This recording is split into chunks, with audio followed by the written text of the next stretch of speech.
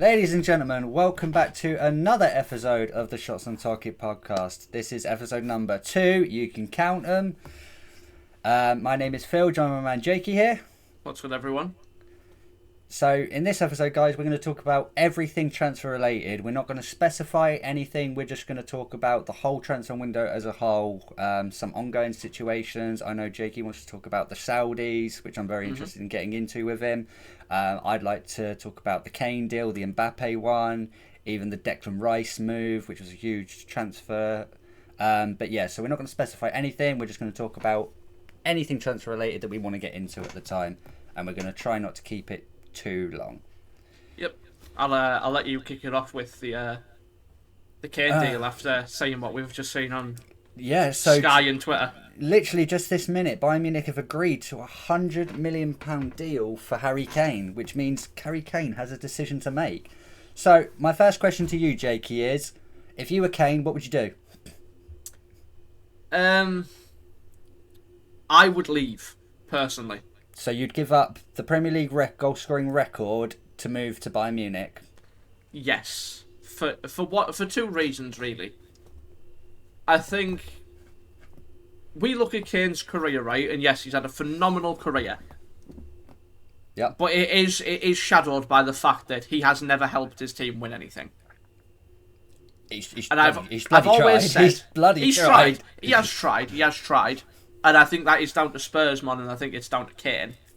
But I think you look at his career, and I think he deserves to be in a team that is winning trophies. For him. I think, loyalty is a thing that doesn't exist in football anymore, and it annoys me.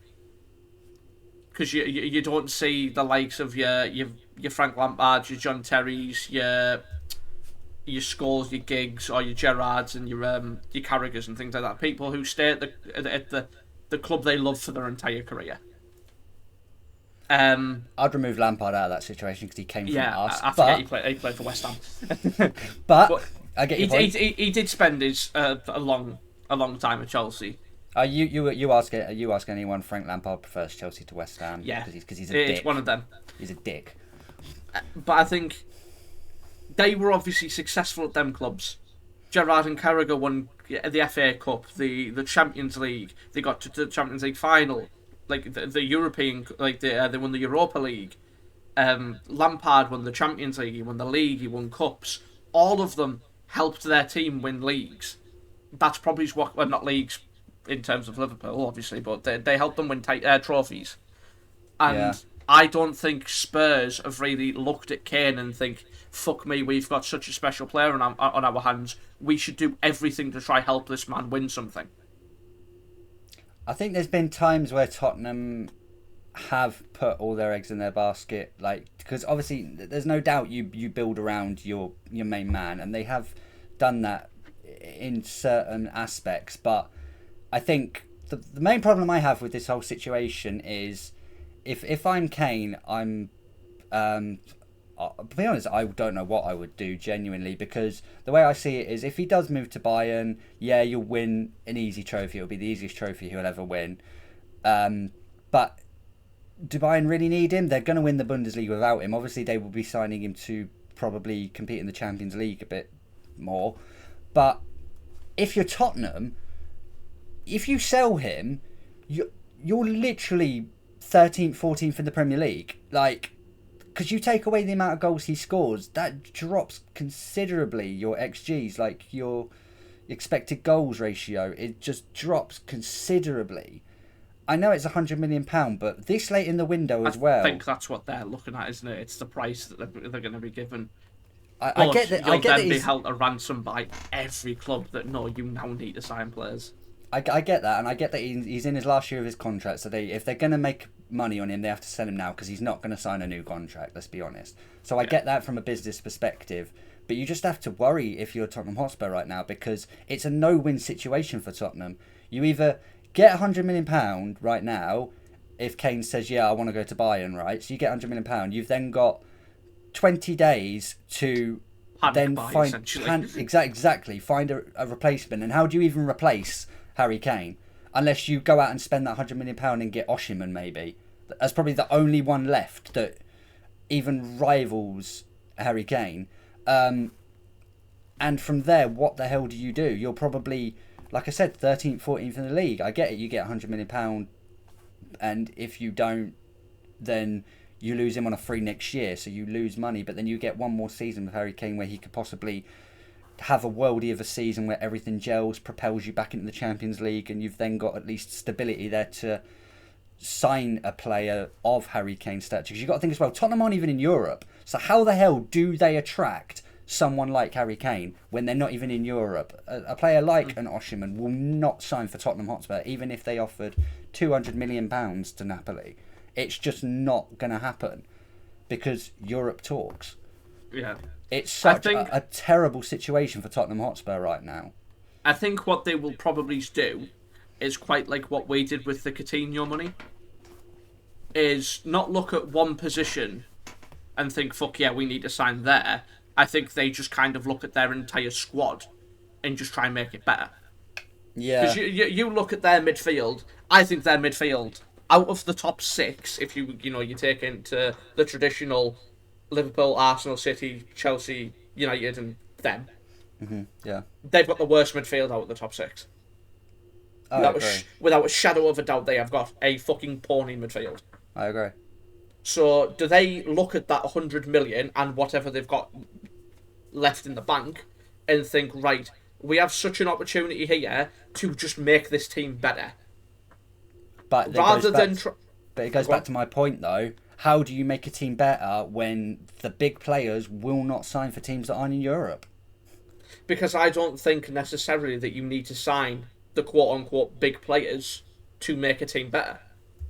No, but even the semi-best players these days, though, like say for example your Caicedo, he wouldn't. If he's going to leave for big money like that, he's not going to leave for a team not in Europe because Brighton are in Europe. Do you know what I mean? Even like the little teams now that have the semi-good players, like for example Ollie Watkins. If Tottenham were to pick up that £100 million and then go and try and sign Ollie Watkins would turn around and laugh at them because he's in Europe and they're not.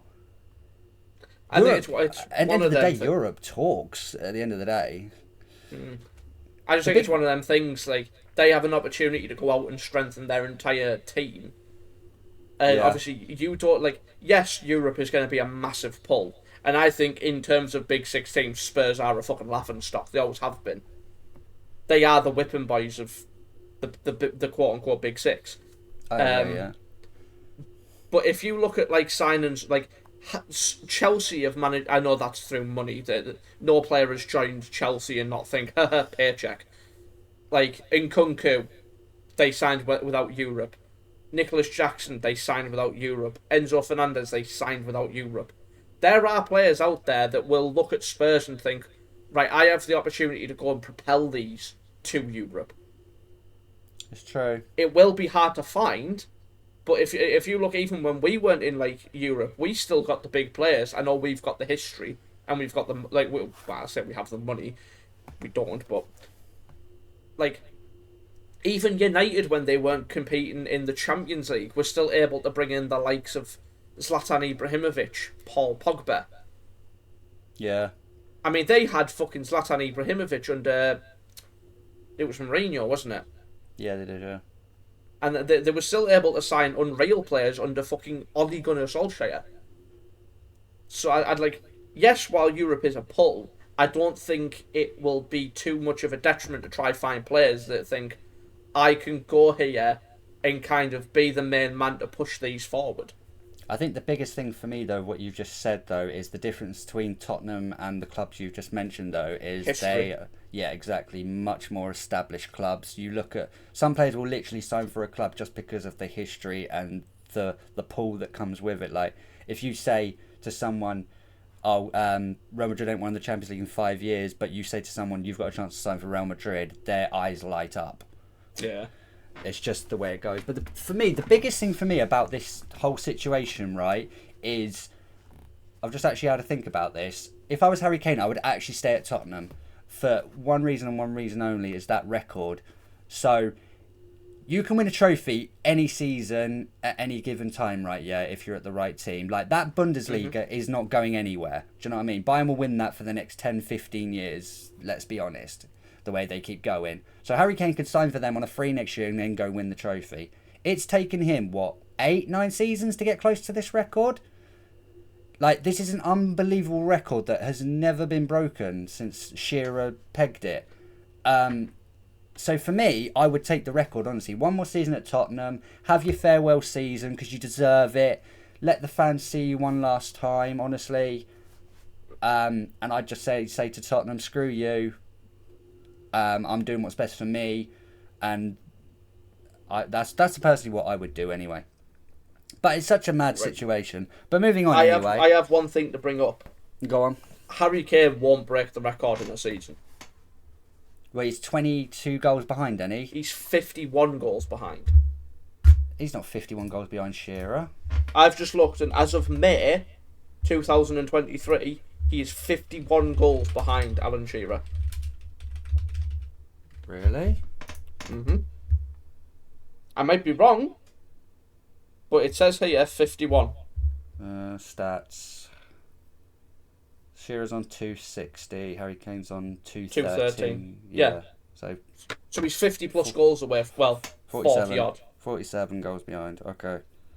I don't see him scoring 47 goals next season. No, probably not. To put it lightly, he won't do that. No, probably not. I thought it was a lot closer than that. I thought he was only 20 odd behind.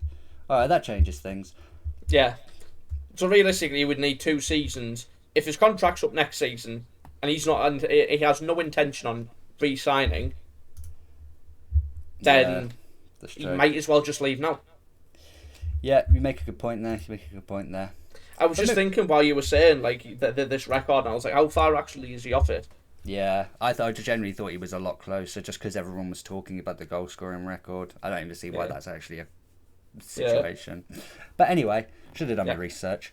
Just popped into my mind there to have a look. No, fair play. So we'll just have a little one on the Mbappe situation as well. It's just come out today that he's told PSG that he will not leave the club under any circumstances this summer. Just reading it here that he's been frozen out of the PSG first team, and apparently he will not play at all until his contract runs out next summer. So he's literally decided he's not leaving, but PSG aren't going to play him, which I think PSG will change their mind on that because it's killing Mbappe. When they start struggling, they'll need Mbappe back and they'll bring him back, let's be honest. He's not going to not play all season. But, I mean, it's a mad situation. He was obviously waiting to see if Real Madrid came in, because Real Madrid were in the driving seat with this one. They could either buy him now and get him for one more season, or they can wait and they're getting him on a free. So, Real Madrid have obviously decided that they obviously spent the big money on Jude. They don't need to heavily invest for this season, and they're happy obviously with what they've got. So Mbappe stays at PSG and won't play as much as everyone expects him to play this season. So that's going to be a very interesting one. Yeah, I think it's such a weird situation. It is. I think it's a sense of entitlement, I think, from Mbappe. I think PSG are right to do what they've done and freeze him out of the team. Mm-hmm. Obviously, if a player has no intention of playing but doesn't want to leave, then just don't play them. Well, yeah, this is it. Yeah, I think, they're doing the right thing by freezing him out, but I think it's such... it was only, 2 seasons ago that he signed a new contract and took, a massive stake in the club. Yeah, basically, from that point, he basically owned the club to an extent. He basically ran the club, not the manager, and not the chairman. Mbappe did. So I think you've gotten all that money, you practically run the club, and now you've thought, nah, I don't want to stay anymore, I want Madrid. Which you could have done if you didn't sign that contract. Yeah. I think he's either got the wrong people behind him, or he's just greedy. For me, he's just greedy, to be honest. I think once he got branded as one of the best players in the world, he let that get to his head big time. Like, don't get me wrong, his performances speak for himself. I mean, he scored a hat-trick in the World Cup final. Little things like that, do you know what I mean? He's an absolute goal scorer. He's fantastic on the ball, quick, agile, etc. It's Mbappe, for God's sake. Yeah. But at the end of the day, No player is bigger than the club. That has never, ever, ever been the case. You've seen some of the biggest players in the world play for clubs, and they've still been humble. Biggest one is Lionel Messi. Yeah. The guy is literally the most humblest, but the best player in the world. Do you know what I mean? And he needs to learn, Mbappe, that sometimes throwing your toys out of the pram and demanding situations ain't going to get you anywhere. Sometimes you just have to deal with what you're given. And the best players in the world do that. Like if that was Lionel Messi in that situation, he'd have just put his head down and played this season and said, right, okay, well, next season I'm signing for Madrid where I want to go. But Mbappe's blown this all out of proportion. He's made it all about him. It's not even about the club anymore. Because usually it's the first word of like a statement will be the club. It's not. It's Mbappe. Mbappe tells PSG. It's not PSG tells Mbappe. It's Mbappe tells PSG. Yeah. And that's just completely wrong. And PSG are just dumb enough to let it happen. Like I said, I agree with you, freezing him out. But it's just a crazy situation. It is. It's bizarre. But moving on, we'll go to what you want to talk about, Jakey, the Saudis. Yes, The whole situation. The situation with the Saudi League at the minute, I think, is such an interesting one. Because I think it shows somewhat a level of insecurity amongst fans of other leagues. And it kind of also ties in with the Bayern and Kane offer. So, in terms of Bayern, they've always kind of just bullied other teams in their league, right? Mm-hmm. They've always been like, their league has just been a shock to them. They can just go, oh, he's had a good season, I want him to come to us. And it happens. Sabitzer was one of them, had an unreal season for, was it Leipzig? Or, it was Leipzig, wasn't it? Yeah. Yeah. Had an unreal season for Leipzig, they bought him. Konrad Leiner had an unreal season for Leipzig, they bought him. Rafael Guerrero had an unreal season for Dortmund, they signed him. Oh yeah, Bayern have been raiding Dortmund for years. They started with Lewandowski all those years ago. But they do it to the rest of the league. Yeah. And then you've got the Prem who do it to anyone below the bottom six. You look at how Chelsea trapped Brighton for so many years. They signed Kukureya. They signed their manager for 25 million. Yeah. Leicester have had their fair share of teams pick off them. We did it with Southampton. Yeah. And then you've got Real Madrid and Barca who kind of just do it to world football because they're the two biggest clubs in the world. Mm-hmm. But now you've got this new superpower that have come in and essentially doing what all of these other teams have done in the past, and now it's an issue. But the problem is, the issue is not with... It's the money. Exactly. It's not with what they're doing, it's how they're doing it and how they're going about it, because they're making a mockery out of the transfer window right now. Because all they're doing is, the more they pay for a player, the more than the normal teams, shall we say, in like your top 5 leagues, will then put their valuations up because the money's there then. Because the Saudi team are buying, say for example, buying Fabinho for £30 million, where he's probably only worth 5 at the time. It was 40 million for Fabinho. Well, there you go, exactly. We nearly made a profit on him. Exactly. Like, it's mind-blowing. All they're doing is making a mockery out of the transfer window. Now, I get that if the money's there, then why not spend it? Do you know what I mean? I get that. But I honestly believe that FIFA or UEFA or whoever have to do something about this, because it's only going to get worse. Because there is an unlimited amount of money in Saudi Arabia and Dubai. Unlimited amount of money. And I shit you not, it will only get worse. That is my statement on it. Like, it will only get worse. FIFA and UEFA have to do something about it. There has to be a cost cap or something. Not even in terms of the money. Maybe the wages. Cap the wages at least. See, I agree with you saying that they'll make a mockery and everything will just hike up the prices. But I will remind you that the top 5, even top 10 most expensive transfers of history are all from European teams. And that's not me protecting Saudi Arabia, because I think it is ludicrous how much money they're able to just throw, because every team is state-backed. They're backed by their own country. They're backed by the government. But people didn't really kick off as much as when Neymar went for 198 million. No one really kicked off when Mbappe went for 140 million or 80 million or however much it was.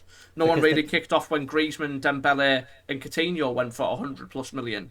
Pogba for 98 plus million. I get that, but the biggest thing for me is all these players at the time were either in their prime or signing for big clubs, or they were moves that they were expected to make.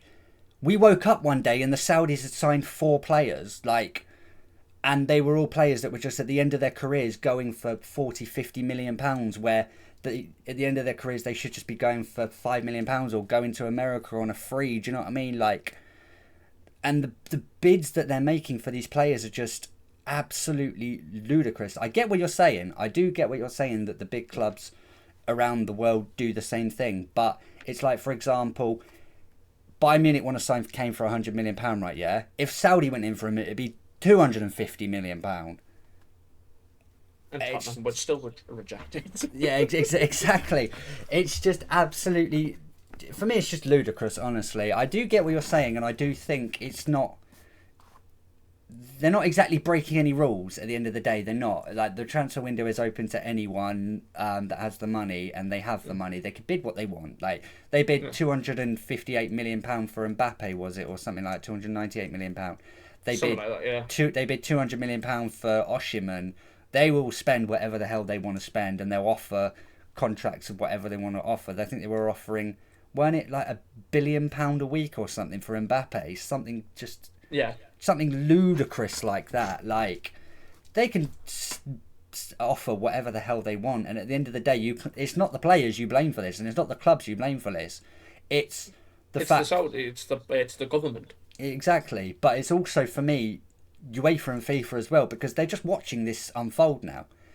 Yeah. It's like, I read an article the other day. It's like, what is the transfer record fee going to be in, say, 2025? Or 2040, do you know what I mean? It's just going up and up and up. Now, I get that the big clubs are also spending a lot of money. Like, you look at Arsenal signing Declan Rice for £105 million, where people said he was only worth 60. But you got to remember, you're buying from a small club that needs to make good money on their best player in God knows how many years. Do you know what I mean? That's understandable. He also had a year left on his contract. I get that. The contract plays a big part into it as well. I do agree, and I get that. But for me, you look at the Saudis, like, I've lost track of how many big players they've signed now, like Fabinho, Firmino, Kessie. They've signed Riyad Mahrez, who I still think was in, not his prime, but he was still a fantastic footballer. Why the hell are some of these players agreeing to go to this league where, for me, they're just pretty much giving up the rest of their career just to make a bit of money? If you love football that much, for me, personally, you will still want to play at the highest level. If you think playing in the Saudi League is the highest level you can possibly play at, then you shouldn't have been a professional footballer to start with. At the end of the day, like, St. Maximan head in there as well and stuff like that. Like, people just throwing their careers away, where some people would give their right arm to play in the Premier League, and they're just throwing that chance away. Like, Riyad Mahrez could have stayed at City for the next 3-4 seasons, maybe not played as much as he'd want to, but he'd be picking up tons of trophies and winners' medals and still making a difference and still adding to his legacy. Now his legacy stands at he's won the treble and he headed off to Saudi and made a bomb. Well, his legacy also consists of winning the Premier League with Leicester. Yeah, I get that. But I think...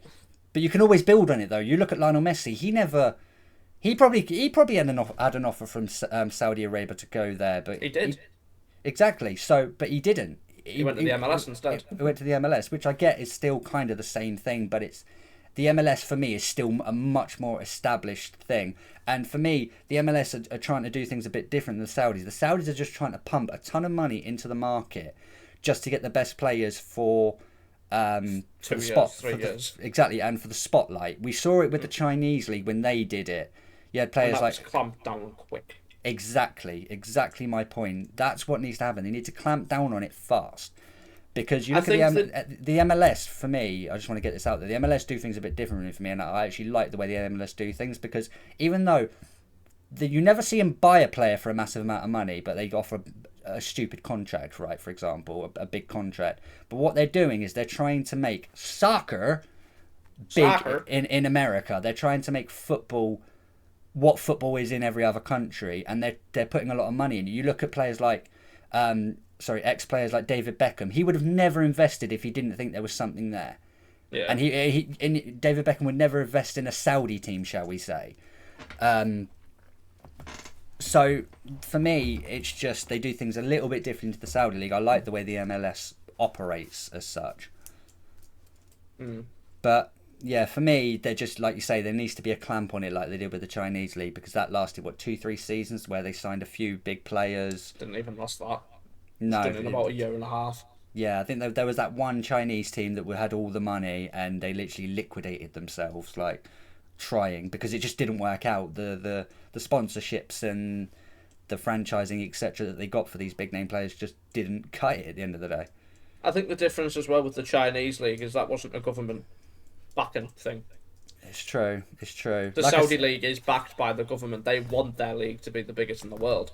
Yeah, don't get me wrong, it's going to be tough for FIFA or UEFA or whoever, because that's the thing. I don't even know who would have the stance to be able to do anything like, for example, a cost cap, because you can't cost cap just a single league. If they were going to do it to one league, they'd have to do it to all the leagues, and then it would have to be agreed by a majority, and the majority is never going to agree to that, because a team like City, for example, don't want to see that cost cap. Yeah. Even the flip side, the teams right now, they're being profitable from the Saudi League, because the Saudi League are pumping all this money into clubs for players that they never expected to get that from. So it's a win-win in both situations. I just think from a fan perspective, it's a shambles. Yeah.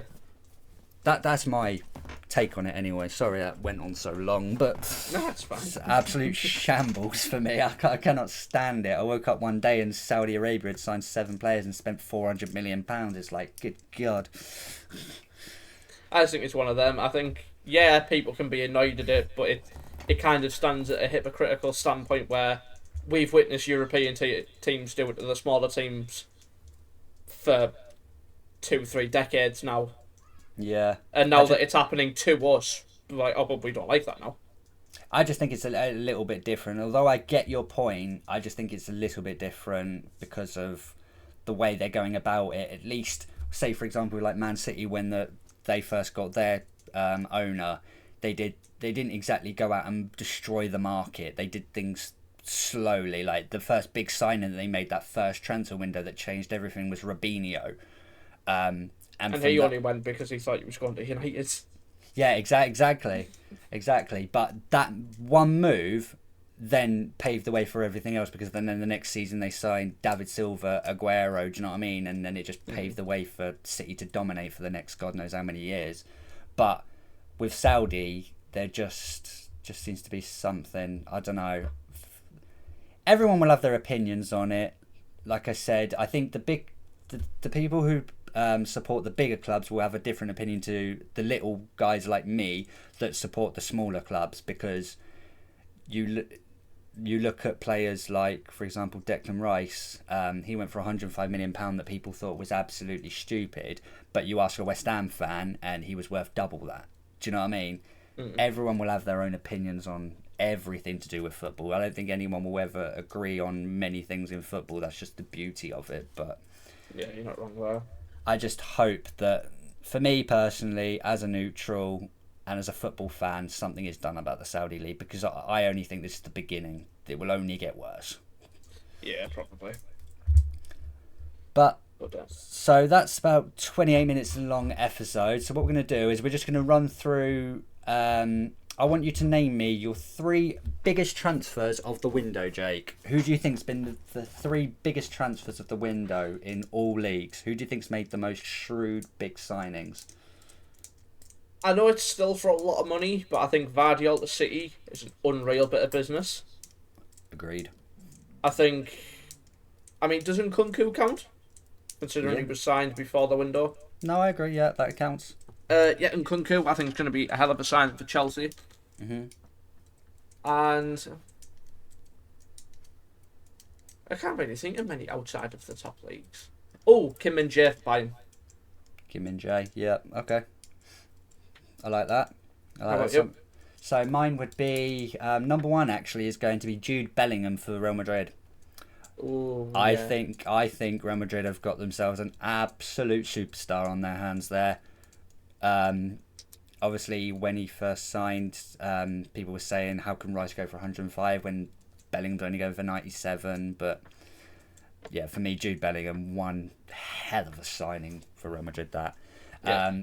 number two, like you, Gvardiol, I think it's a fantastic signing. And also the third best signing, who is a little bit out of left field, but I think will be a very, very good signing for him, is Julian Timber for Arsenal. Oh, yeah. That's what I I'm actually think he is a bigger signing for them than Declan Rice is, because Declan Rice will do what they already had in like a Granit Xhaka. He'll also do what they had in a Party. I think Timber brings something completely different that Arsenal did not have last season, which is a big thing. I think it's all well and good replacing something you already had, but getting something brand new that's different and will change your fortunes for the better is always better, basically. Yeah, Do you know what I mean? Yeah, I agree. Yeah, so that is basically the roundup. Unless there's anything else you want to touch on, Jake, any more transfers, or No, have I we think have we that's- covered everything big? I think. Yeah. Obviously, this is all subject to change. As it stands, Saudi Arabia are probably about to sign another 10 players. Kane's got a decision to make at Bayern, and Mbappe and PSG. I still don't think that situation's done, though. I still think there's a twist in that. I still think Real Madrid might come in by the end of the window and get him out of there. Yeah. I still think that's a possibility. We'll have to wait and see. We will, but that's why we love football, guys. But We once do. again, thank you so much for watching, guys. We hope you've enjoyed it. Obviously, the Premier League kicks off tomorrow evening, Man City Burnley. So that's going to be an interesting game. As always, guys, if you have enjoyed it, make sure to drop a like and subscribe to the channel. Really important. And I will mention it once again. We have a fantasy football competition going on the Premier League fantasy football page. It's a £100 prize to the winner. All the details will be in the description below, and you'll probably be able to see a picture on screen as well of the Fantasy League and the code to pop in. But remember, guys, you must be subscribed to the channel in order to win. So all that's left to say, guys, is thank you so much for watching, and we will see you in the next episode. See you later, guys. Cheers, guys.